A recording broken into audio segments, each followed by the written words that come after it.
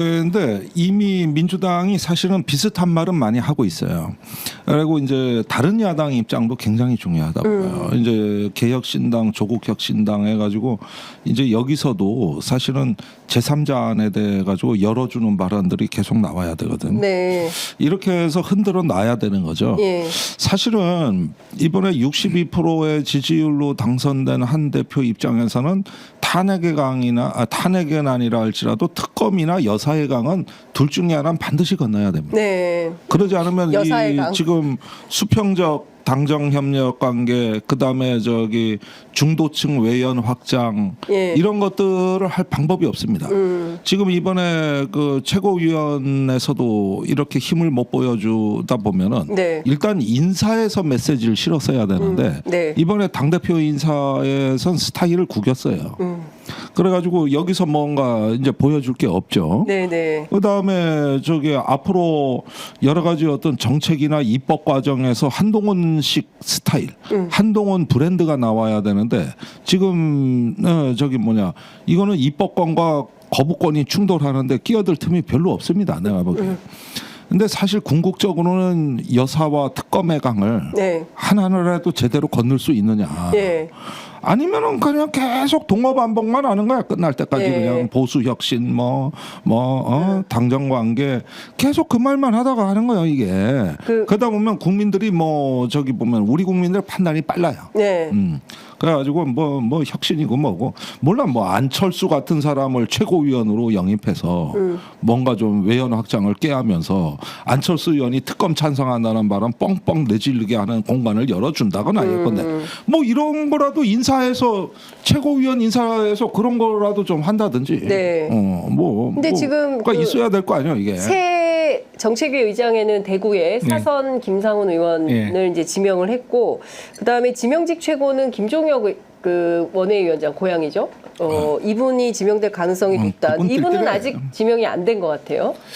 근데 김종혁 위원장은 지금 조직부총장을 하고 있어요. 네. 그래서 근데 그 사임은 했죠. 그 다 그만두라고 그래서. 예, 뭐 일단 사의 표명은 일괄하는 형식인데 그거는 재신임할 수도 있는 거라. 그래서 지명직 최고위원을 많은 사람들이 이제 김종혁 위원장을 예상을 하시고 계신데 100%는 아닌 것 같아요. 그래요? 조금 유동적인 것 같아요. 딴 사람 될 가능성도 있어요? 그 가능성이 조금 있어 보입니다. 그래요? 전혀 의외의 인물?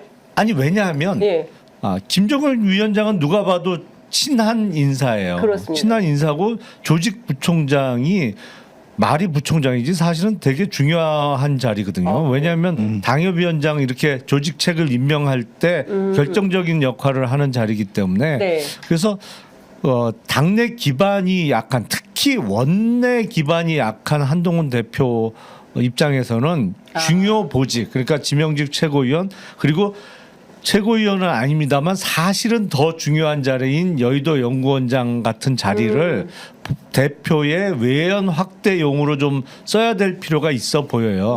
뭐 그 부분에 대해서 어느 정도는 생각을 하고 있겠죠. 그렇군요. 누구 가능성이 높다고 보세요? 제가 외부에 있는 사람이 어떻게 알겠어요. 근데 자꾸 이런 얘기 할 때마다 중도 외연 확장을 얘기하는데 그게 존재하는 개념이냐를 내가 좀 따지고 싶은 게, 아니 우리 총선 앞두고 제3당이 다 약진한다고 보고 초기에 이준석 대표 지지율이 높았던 게 그 논리였습니다. 이제 여야의 피로감을 느낀 중도 유권자들하고 개혁 보수라든가 뭐 이런 얘기도 엄청나게 많이 했고, 또 민주당 쪽에서 이낙연 대표도 그 얘기했고 제3지대 얘기했고 그랬는데 나중에 이게 막상 총선판 들어가자마자 쪼그라들고 하다가 이제 겨우 명맥만 유지하고 있는 거라고요.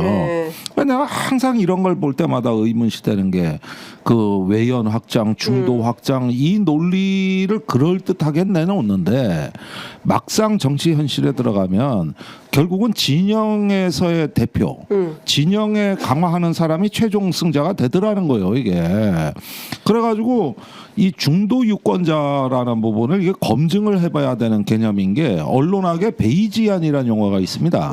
이게 뭐냐면은 상반된 뉴스를 다 보고 판단을 하는 언론 소비자를 뜻하는 거거든요. 예컨대 내가 진보면은 조선일보를 먼저 보는 거예요. 저들은 뭐라고 얘기하는가. 또 내가 보수면 한겨레 신문을 먼저 보는 거예요. 이게 핀란드, 노르웨이가 각각 14%, 15%입니다. 네.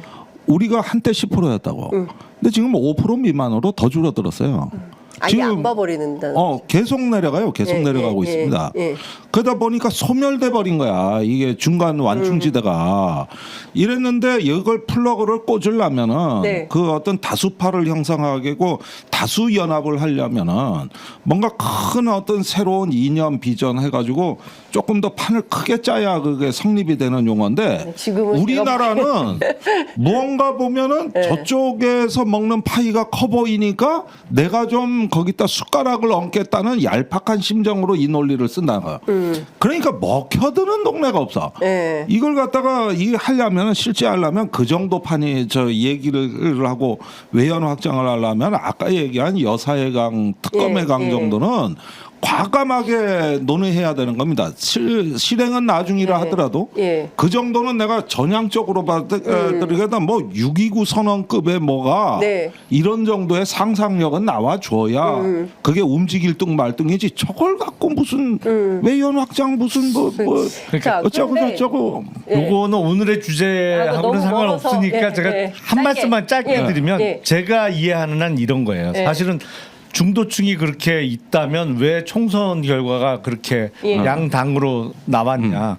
그건 유권자들이 당선 가능성을 보기 때문에라고 생각을 해요. 근데 이게 진영 색깔이 더욱 분명해지는 대통령 선거에서는 이 소위 중도층 내지는 뭐 표현을 스윙 보터라고 하는 사람들이 어느 쪽을 선택하느냐에서 당락이 결정된다 이거죠. 만약에 국회의원 선거가 당선 가능성 때문에 지금 소위 제3세력이 거의 망하다시피 했는데 만약에 중대선거구제가 실시된다 그러면 분명히 그 존재는 확 드러날 수 있다라고 저는 생각을 합니다. 아니, 제가 여기까지만. 그 논리로 20년간 고생한 사람이요. 정의당이 제3당 하면서 그 뭔가 중대선거구 비례대표 20년을 싸웠어요. 개편만 진짜 20년을 싸웠는데 그러니까. 20년 싸우고 나서 요즘 있잖아요. 솔직히 이건 정말 솔직한 얘기예요. 정의당이나 그쪽에서 탈당하신 분들이 아무도 이 얘기를 이젠 더 이상 안 해. 아니 근데 20년 싸워 보니까 20년 내내 소선거구제였잖아요. 그렇죠. 그러니까 이게 설 자리가 없는 거죠. 그런데 그 큰 당은 절대 안 바꾼다니까요. 안 바꿔요 이게.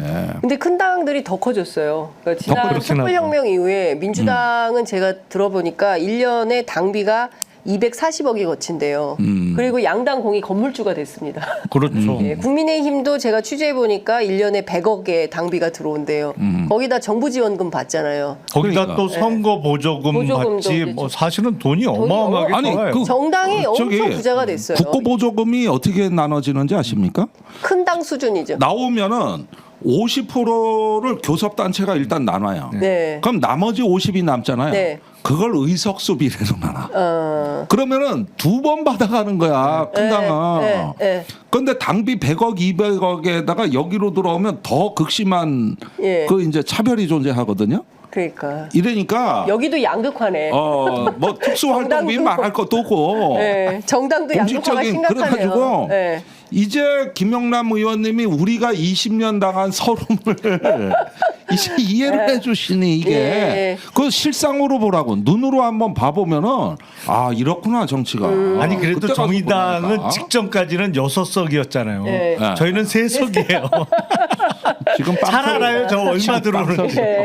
그러니까 진짜 그 뭔가 새로운 그 권력 구조 개편 논의부터 시작해서 근데 좀 내려놓고 대한민국 정치 발전을 위해서 어떻게 할 거냐라는 통큰 뭐 이런 게 필요한데 쉽지 않다.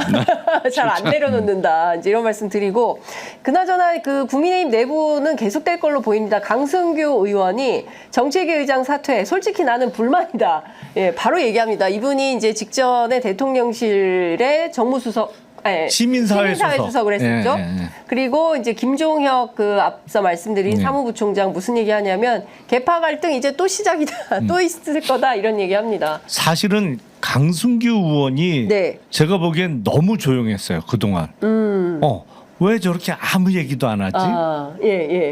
그럴 위치가 아니거든요. 네네. 왜냐면 누구보다도 앞장을 서야 되는데 그동안 한 마디도 안 했어요. 예. 그래서 이상하다 예. 그랬는데 드디어 이제 이야기를 하기 시작한 것 같아요. 왜냐하면 제가 보기엔 어떤 인간관계나 뭐 여러 가지 면을 따져볼 때 이철규 의원보다 오히려 더 앞장서야 되는 의원이 강승규 의원이라고 의원인데. 생각이 되거든요. 예, 예, 근데 예. 그동안 아주 자맹을 하고 있더라고요. 예. 근데 드디어 이제 말문이 트여지는 거 보니까 이게 그 이철규 의원도 이제 지는구나 이런 생각이 들어요. 의미 있는 지는구나. 변화네. 예. 근데 실제 친윤계 내부에서는 이제 오늘 언론 보도에서 그런 얘기가 많이 나왔어요. 한동훈 대표가 벌써부터 힘자랑하네. 지금 힘으로 밀어붙이려고 하는 거다. 그리고 뭐 측근들 그러니까 그 사무총장 통해서 이제 일괄 사표 주장을 했는데 그 사퇴 압박하는 모습 대단히 부적절하고 이거 적과 싸울 때나 하는 거다. 이거 그냥 넘어가기 힘들다 이런 얘기가 벌써 이제 나오기 시작합니다.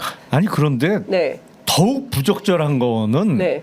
대통령 비서실장이 당 대표에게 그 정책위 의장은 네, 유임하는 게 유임시키는 게 어때? 어때? 이렇게 얘기하는 게 사실은 당무 노골적인 당무 개입이죠. 그거는 그러니까요.